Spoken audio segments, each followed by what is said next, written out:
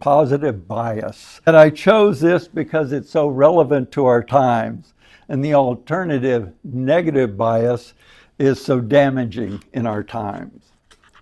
In our times, the word bias has been relegated almost entirely to denote a negative quality of thinking or character. The word originally came into our language from French and was used to get in the game of bowls to describe balls heavier on one side than the other. Early on, it meant a leaning or a tendency of mind, but has evolved to have a more negative connotation. The dictionary definition of bias in the early 1800s was an inclination against indifference. That almost sounds positive. An inclination away from being indifferent to life. How meaning and cultures change. Imagine you are on a journey with two other people. Your journey brings your little party to a slow-moving river, not so wide you can't see the other side. The water is unclear and there is some uncertainty to its depth and what lies at the bottom. The bank is low and slopes gradually and evenly into the water's edge, so probably it is not so deep. All three of you venture into the water together, side by side. A few feet into the water, the river seems shallow enough and passable, but as the three of you get further out, the bottom gets muddier and muddier until the three of you have to pull your feet free of the mud with every step, expending greater and greater energy. One traveler feels overwhelmed by the circumstances and stops moving, absorbed in the feeling of despair and an acceptance of the fact that if they continue, it will only get worse, as everything in life does. The second traveler slows and considers the circumstances, but proceeds cautiously, not really feeling good about what is happening, feeling a little threatened by this unexpected difficulty, but proceeding nonetheless, fighting back nudges of fear, screaming at the edges of his mind, yet moving forward, knowing after this there is a strong possibility of continuing the journey. The last traveler, also feeling the suck of the mud against his feet, proceeds fully connected to the river, curiosity pulling deep within him, wondering how far away the river started, how far away it will flow, seeing the far bank now nearer, not as a destination to be followed by another destination, but as something to be known, maybe something to be marveled at. The feeling of water passing against his legs, the clear sky above, and the natural architecture of the vegetation coming together to excite and enliven the third traveler. This traveler hardly notices the inconvenience of the mud, deriving sustenance from everything surrounding their little party.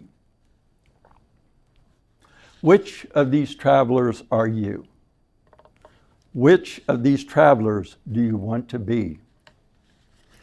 The first traveler is certainly possessed of a negative bias. The definition of negative bias is someone who pays more attention to negative experiences and outcomes more than positive ones. They feel negativity more intensely than it really is, and they may be lacking in any feeling of positivity. They spend more time thinking of negative effects. Past traumas will also have a long, lingering effect upon them. The opposite of negativity bias is positivity bias, or what is called positive set. In psychology, it is a focusing on character strengths and behaviors that allow individuals to build a life of meaning and purpose. We have been taught to look to the good and praise it. We learn by repetition and persistence. Practice positivity and don't give up. In my life, it has been a long journey from traveler number 1 to aspiring to be traveler number 3, with a long plodding go of it as traveler number 2. Being more positive is the traveling partner of raising your vibration. You cannot raise your vibration without being positive, and you cannot be positive without your vibration being raised. Let's consider some of the ways we can establish positivity and some of the ways we let positivity slip away. In researching this topic, I learned that positive bias is not always beneficial. If you are so biased by your positive views, you miss important clues by overestimating your strengths or assets. That might sound just a little bit like underlying insecurity. We develop real positivity as we transit out of the realm of belief into the realms of quality. Belief is fallible. We know life is changing. What will that change be to us? How will we experience it? We know most of the answers to these questions will depend on how well we are able to maintain our positivity and stay tuned to the higher vibrations. We are making preparation. Who knew toilet paper was such a high survival resource? Maintaining our awareness in body, mind, and spirit will be critical whatever comes. Our beliefs will be challenged, and fears we don't know we have will be exposed. What about the things in life we don't believe into existence, but just are? Love, trust, acceptance, gratitude, forgiveness, joy, ease, harmony, compassion, peace. You don't believe you have love. Love just is, and you experience it. You don't believe in trust. You either trust or you don't.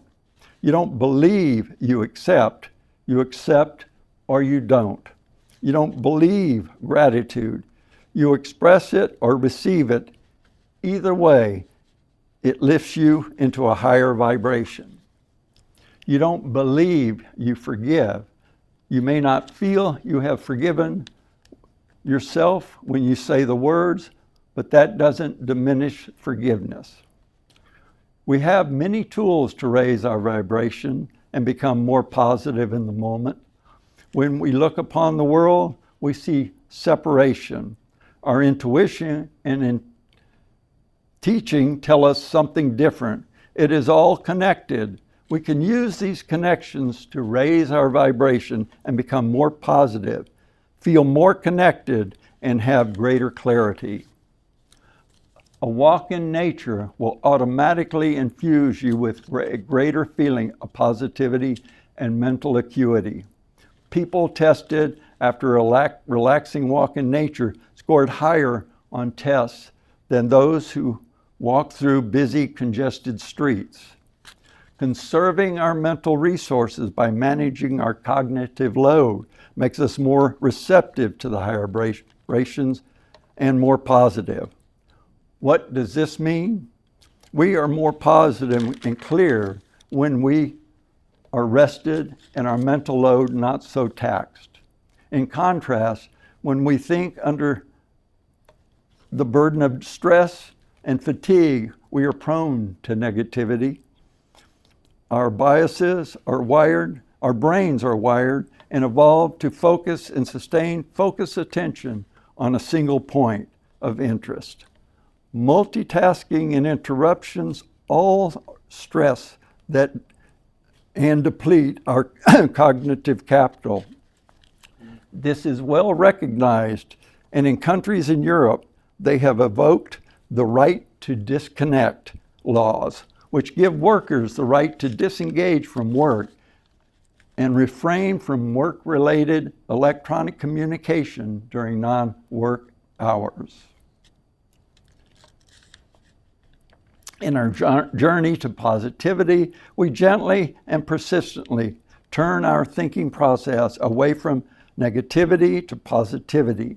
Again and again, those negative qualities invade our thinking, and again, we dismiss them, allowing no charge or emotion to nourish them.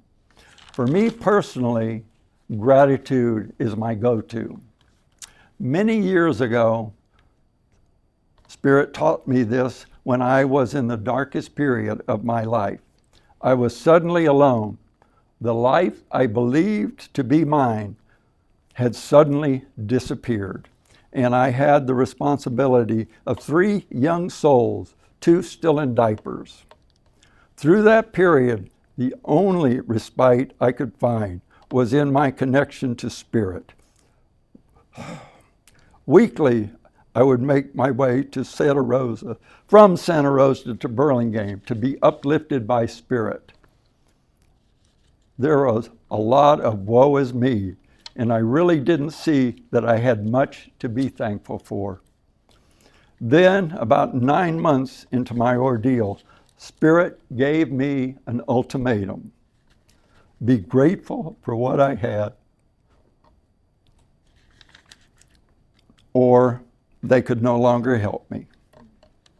I started mechanically giving thanks constantly till I began to actually feel the nature of gratitude, and in short order, felt myself lifted from that morose state. There are so many ways of raising our vibrations and maintaining our positivity. Make a list of positive words. There are hundreds of them in our language. Take 30, 40, 50, 100, and simply read them to yourself persistently every day for 30 days, and it will change the neurons of your brain. One last consideration. You have noticed everybody in this world has a body. We move these bodies and we move in these bodies. We bring these bodies together in groups and sometimes synchronize their movements. We gesture in our bodies in speechless communication. A baby learns to gesture before it can speak. Babies whose gestures are responded to and gestured back to in a meaningful way grow to have better vocabulary and better mental acuity. When we extend our minds into our bodies with gesture and motion, we become better thinkers with more acuity and a more positive outlook. One example of how the mind-body connection facilitates thinking is the story of a radiologist, Dr. Jess Fiddler, in the Mayo Clinic. Daily he read an astonishing number of images looking for significant markers. He did this sitting down, and then he changed his setup so that he walked on a treadmill while he studied the images. He believed it made him better, so he devised a study with colleagues. A group of radiologists were set up to read images and tested sitting and walking on a treadmill. When they sat, they were 85% accurate, but when they walked on the treadmill, they were an astonishing 99% effective. We are going to end this lecture with our own demonstration. Everybody, please stand. You remember a couple of weeks ago, Christina lectured us on movement. As a follow-up with her lecture, I asked her if she would choreograph a movement and gestures for the intention we have been doing. She graciously and enthusiastically agreed to do this and is going to lead us in our intention with movement. She will demonstrate it once, and then we will follow in the movements with her. Welcome, Christina. Thank you. Okay, as Community of powerful beings, we unite with our forces to create an umbrella of protection and clarity for the benefit and well-being of all. So it is. Thank you, Christina.